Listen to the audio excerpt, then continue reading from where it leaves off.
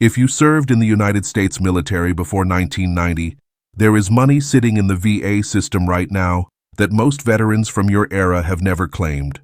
Not because you do not qualify, not because the paperwork is impossible, but because nobody has ever sat you down and explained in plain English exactly what you are owed, where it comes from, and the specific steps to go get it. That is what I am doing today. By the end of this video, you will know exactly what the monthly benefit gap really looks like for pre-1990 veterans, why serving before 1990 specifically puts you in a different category inside the VA system, and the exact steps to file for everything you are entitled to. Stay until the end, because the third piece is where the largest amount of money is hiding, and it is the one almost every veteran from your generation has left on the table without ever knowing it was there. I am Frank. I am not a VA attorney. I am not a claims examiner. I am not selling you anything. I read through these rules and this fine print, so you do not have to. And I want to be honest with you right at the start, because there are a lot of videos out there that throw out a big monthly number and let you assume it is one hidden check the VA is holding back from you. It is not one check. There is no magic form. What it really is the total of everything you are already entitled to, added up correctly, that your file has probably never had added up correctly. Let me show you where every piece of that number comes from, and you can decide which ones apply to you. Let me start with why serving before 1990 is the specific line that matters. Veterans who served before 1990 fall into a unique category inside the VA system that covers the entire Vietnam era, the peacetime years after Vietnam, and the early Gulf War buildup. What makes your group different from a veteran who enlisted in 2005 is exposure history. If you served in that window, you were far more likely to have been around service conditions that the VA now recognizes as presumptive. Presumptive is one of the most important words in this entire video. So let me make sure you understand it before we go any further. A presumptive condition means the VA automatically assumes your illness is connected to your service. You do not have to prove it. You do not have to dig up a doctor from 1971. You do not have to connect the dots yourself between what you were exposed to decades ago and what your body is dealing with today. If you served in a qualifying place during a qualifying time and you have one of the recognized conditions, the VA is required by law to grant the service connection. The law already did the hard part for you. That one word, presumptive, is the difference between a claim that drags on for 2 years and gets denied and a claim that gets approved because the legal framework was already built around your situation. Hold on to that. It runs underneath everything I am about to walk you through. The first piece, and this is where the largest number of pre-1990 veterans are underclaimed, is Agent Orange and herbicide exposure. If you served in Vietnam between 1962 and 1975, you are presumed by law to have been exposed to Agent Orange. You do not have to prove you touched it.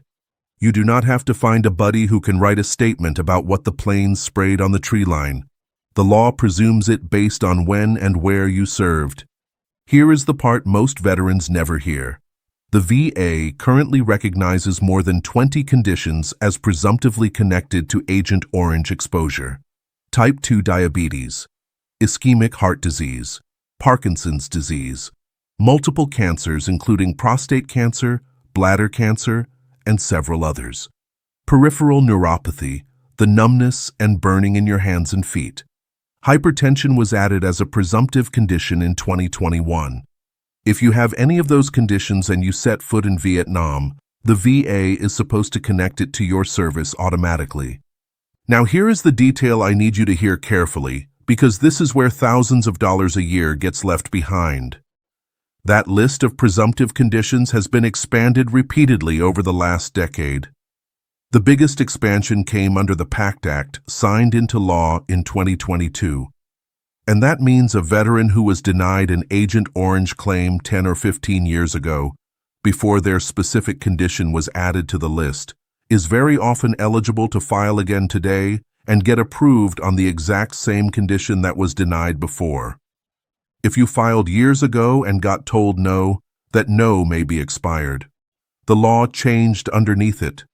If you served in a qualifying location and you have diabetes, heart disease, one of those cancers, or any recognized condition, and you either never filed or you were denied before 2022, that needs to be looked at again right now.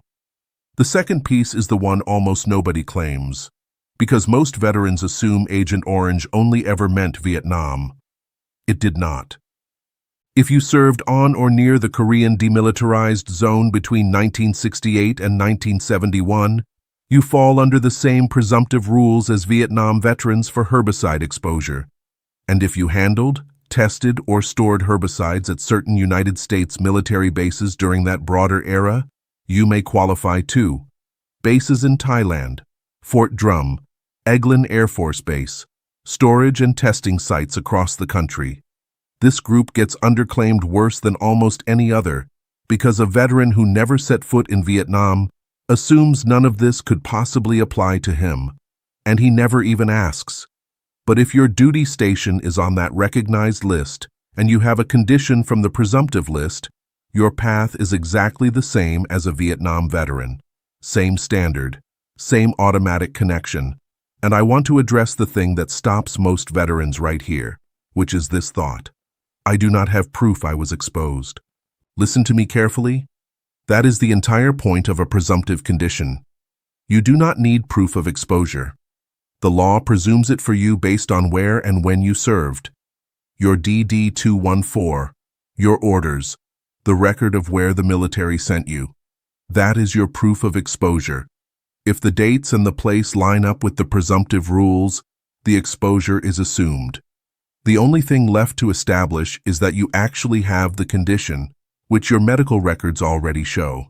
Veterans talk themselves out of tens of thousands of dollars because they think they cannot prove something they were never required to prove in the first place. Now here is the third piece. This is the one I told you to stay for. And this is where the real money is hiding for almost every veteran from your era. It is the combined ratings recalculation. Here is the thing nobody explains clearly. When you have more than one service-connected condition, the VA does not add the percentages together the way you would expect. It uses something called the combined ratings table. That table is built on the principle that a person can never be more than 100% disabled. So the math works differently from simple addition. A veteran with a 30% rating and another 30% rating does not land at 60. He lands at 51, which rounds to 50. It is counterintuitive math, but here is why it matters enormously for your generation specifically. A huge number of pre-1990 veterans filed their original claim decades ago for one condition, maybe two, got a rating, and then never went back. Life happened. But those other conditions kept developing and were never added to the file. Let me make this concrete with real numbers. Picture a veteran rated at 30% for a back injury back in 1985. That is still all that is on his record today. Now watch what happens when he finally claims everything he is actually entitled to. He adds Agent Orange diabetes at 20%. He adds hearing loss at 10%. He adds another service-connected condition at 10%. Under the VA's combined ratings table, those stack to approximately 55%. And the difference between a 30% rating and a 55% rating for a single veteran with no dependents is over $850 a month. That is more than $10,000 a year that he was owed, that he was already eligible for, that never showed up in his account because nobody added it to the file. And that number keeps climbing as you keep stacking. Get to a combined 70% with a spouse, and you are looking at approximately $1,700 a month. Get to 90%, and you are over $2,000 a month. Reach 100%, and a married veteran receives over $3,700 a month, plus access to a stack of additional benefits that come with that rating. The gap between where a lot of veterans from your era are sitting right now and where they should be is not one thing. It is the compounding effect of finally claiming every service-connected condition you are entitled to and having it recalculated correctly under today's table. Most of you watching are not missing one big benefit. You are missing 4 smaller ones that add up to a number that changes your monthly income permanently. The 4th piece is hearing damage. And pre-1990 veterans are hit by this harder than almost any other group. Hearing protection standards when you served were nowhere near what they are today.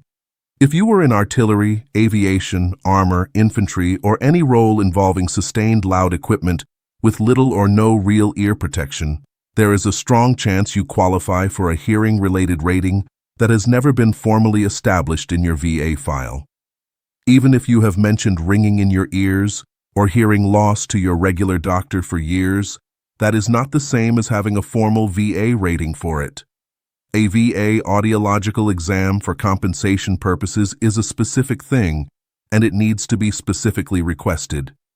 It is one more condition that stacks on top of everything else we have been talking about. And for veterans with decades of untreated hearing damage, it is often worth a 10 to 30% rating by itself. The 5th piece is special monthly compensation. This one applies to a smaller group, but when it applies, the numbers are significant. Special monthly compensation is additional compensation that stacks on top of your standard rating for veterans with more severe service-connected conditions. Loss of use of a limb, significant loss of function. Veterans who need regular assistance with daily activities because of their service-connected disabilities. Here is the catch that costs people. The VA does not automatically evaluate you for special monthly compensation. Nobody at the VA will call and offer it. It has to be specifically requested. And many veterans who have gradually gotten worse over 20 or 30 years have never once had their file reviewed for it. If your service-connected conditions have significantly worsened over the years and you have never had a special monthly compensation review, that is worth asking about specifically.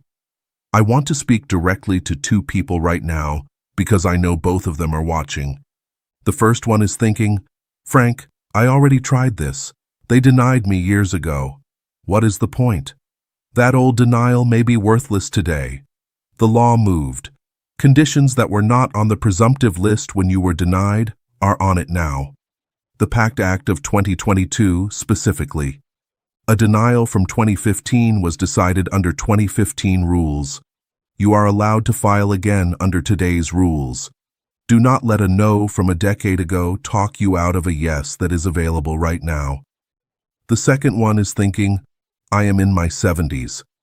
Is it even worth the trouble at this point? Yes, absolutely yes. This money is tax-free. It is yours for the rest of your life. And if something happens to you, having a higher rating and a service-connected cause of death can open up survivor benefits for your spouse. Doing this is one of the most meaningful things you can do for the person you would leave behind. It is worth the trouble. Here is exactly what to do. 5 steps in order. Step 1. Go to va.gov and pull your complete disability rating history. Look at every condition listed as service-connected and look at the date each one was added. If you have not added a new condition in more than 5 years, that right there is your first signal that your file is incomplete. Step 2. If you served in Vietnam, on the Korean DMZ between 1968 and 1971, in Thailand, or aboard a ship in Vietnamese coastal waters, and you have never been evaluated for Agent Orange presumptive conditions, file a claim asking specifically for that review. Include any diagnosis you already have: diabetes, heart disease, Parkinson's, any cancer. Bring your medical records. Step 3. If you have any hearing concern and have never been formally rated for it, ask specifically for a VA audiological examination for compensation purposes.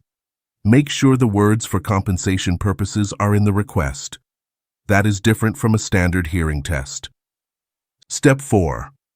If you have multiple conditions that have been rated separately over the years, request a combined ratings recalculation.